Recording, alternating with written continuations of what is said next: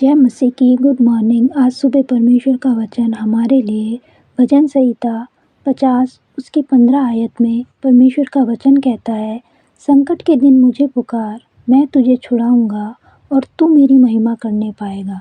हम सब के जीवन में संकट आता है और परमेश्वर हमें उस संकट से निकालता भी है। पर आज एक सवाल है हमारे लिए कि क्या हमें परमेश्वर ने संकट से निकाला, उसके बाद हम परमेश्वर की महिमा कर रहे हैं, या संकट से निकलने के बाद हम परमेश्वर को भूल गए हैं। शायद हम उसका धन्यवाद तक नहीं करते होंगे। अगर मनुष्य हमारे लिए कुछ करता है तो हम कहते हैं, मैं आपका एहसान ज़िंदगी भर नहीं भूलूंगा। अब सोचिए, उस इंसान के अंदर जो आत्मा काम कर रहा है वो परमेश्वर का आत्मा है। अगर उस इंसान की आत्मा को प्रभु तैयार नहीं करता तो वो आपकी मदद नहीं करता। पर हम उस परमेश्वर को छोड़ उस इंसान की महिमा करना शुरू कर देते हैं।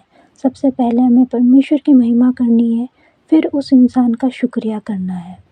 प्रेरितों के काम 3 अध्याय में एक लंगड़े भिखारी के बारे में हम पढ़ते हैं कि वो जन्म से लंगड़ा था और उसे रोज़ मंदिर के द्वार पर बिठा दिया जाता था और वो वहाँ पर बैठकर भीख मांगता था।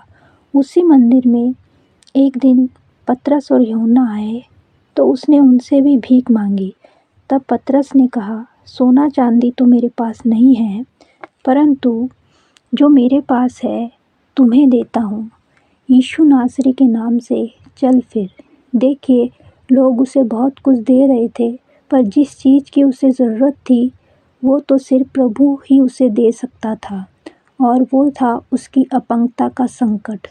जिस संकट से हमें मनुष्य नहीं निकाल सकता, अब वह लंगड़ा भिखारी चंगा हो गया और मंदिर से अपने घर चला गया। नहीं, वो उछला कूदा और परमेश्वर की महिमा करता हुआ पतरस और यूहन्ना के साथ मंदिर में गया। और वहाँ जब लोगों ने उसे चलते फिरते देखा तो लोग भी देखकर परमेश्वर की महिमा करने लगे। जब परमेश्वर ने हमें संकट से निकाला है तो हमें भी परमेश्वर की महिमा करनी चाहिए, ताकि लोग हमें देखकर परमेश्वर की महिमा करने लग जाए।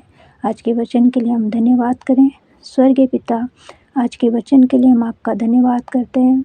आज प्रभु आपने हमें सिखाया है प्रभु कि जब आप हमें संकट से निकालते हैं तो प्रभु हम आपकी महिमा करना ना भूलें। प्रभु हम तेरे उपकारों को कभी ना भूलें, परंतु हमारी महिमा